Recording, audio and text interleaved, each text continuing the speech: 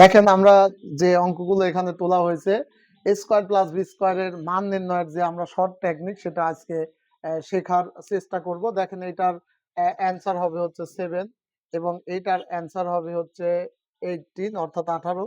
এইটার অ্যান্সার হবে 194 এবং এইটার অ্যান্সার হবে হচ্ছে 110 এবং এইটার অ্যান্সার হবে 14। দেখেন এবং আমরা যে অঙ্কগুলো এখানে দেওয়া আছে সেই বিষয়গুলি আমরা যদি দেখি, অনেকে হয়তো ভাবতে পারেন যে হয়তো মুখস্থ করা হয়েছে। আসলে যদি আমরা শর্ট টেকনিক গুলি বোঝার চেষ্টা করি বা জানি, তাহলে আসলে এটা মুখস্থ না, আপনি এর চেয়েও কয়েক সেকেন্ডের মধ্যে আপনি নিজেও পারবেন।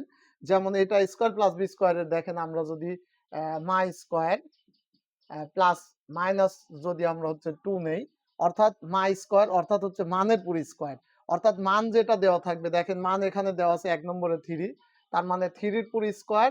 এখন প্লাস মাইনাস দুইটা চিহ্ন দেওয়া হয়েছে দেখেন, তাহলে এখানে মানটা যদি প্লাসের দেওয়া থাকে তাহলে আমরা মাইনাস নেব, অর্থাৎ -2। তাহলে হয়ে যাবে দেখেন 9 -2 অর্থাৎ হচ্ছে 7। দেখেন কত সহজেই মিলে গেছে। আর যদি এই মানটা হচ্ছে যদি মাইনাস দেওয়া থাকে তাহলে আমরা অবশ্যই প্লাস নেব। যেমনটা দেখেন এটার মান দেওয়া আছে কত 4, তাহলে 4 এর পুরো স্কয়ার আমরা নিতে পারি। দেখেন খেয়াল করেন 4 এর পুরো স্কয়ার, মান যেহেতু দেওয়া আছে মাইনাসের তাহলে অবশ্যই নেব হচ্ছে +2। তাহলে হবে কত 4 4 এ 16 +2 অর্থাৎ হচ্ছে 18, যেমনটা আমি আগেই নিয়েছিলাম হিসাব করে। পরবর্তীতে দেখেন x প্লাস অর্থাৎ a প্লাস b মান দেওয়া আছে এবং a to the power 4 plus b to the power 4।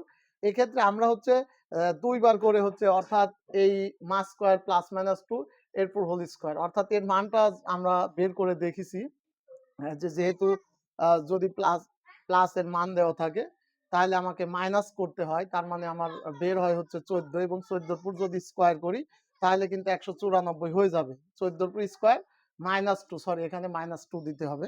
তাহলে আমরা কিন্তু এই 4 যদি থাকে সেই ক্ষেত্রে আমরা কিন্তু অ্যানসারটা পেয়ে যাব। এবং আমরা দেখেন এখানে x a প্লাস b এর মান দেওয়া আছে এবং a cube plus b cube, অনুরূপভাবে a cube plus b cube সেই সূত্রটা আমরা কি নিতে পারি দেখেন খেয়াল করেন, অর্থাৎ আমরা নিতে পারি মা কিউ প্লাস মাইনাস 3 মা, অর্থাৎ মা কিউ মানে মানের পুরো কিউ এবং প্লাস মাইনাস 3 ইনটু মান, অর্থাৎ এখানে মান দেওয়া আছে দেখেন আমরা দেখতে পাচ্ছি 4 নম্বরে মান দেওয়া আছে 5, তাহলে 5 এর পুর হচ্ছে কিউ, প্লাস হবে না মাইনাস হবে সেটা নির্ভর করবে, আগেই কিন্তু বলে রাখছি যদি ওখানে প্লাস থাকে তাহলে অবশ্যই আমরা হচ্ছে মাইনাস দেব, মাইনাস দেব এবং হচ্ছে 3 ইনটু মান, মা কিউ মানে মান অর্থাৎ 5, অর্থাৎ 5 5 25, 5 25 125 মাইনাস 3 5 15। তাহলে আমরা নিমিষেই দেখতে পারি উত্তরটা হচ্ছে 110, যেটা আমি আগেই লিখেছিলাম 110।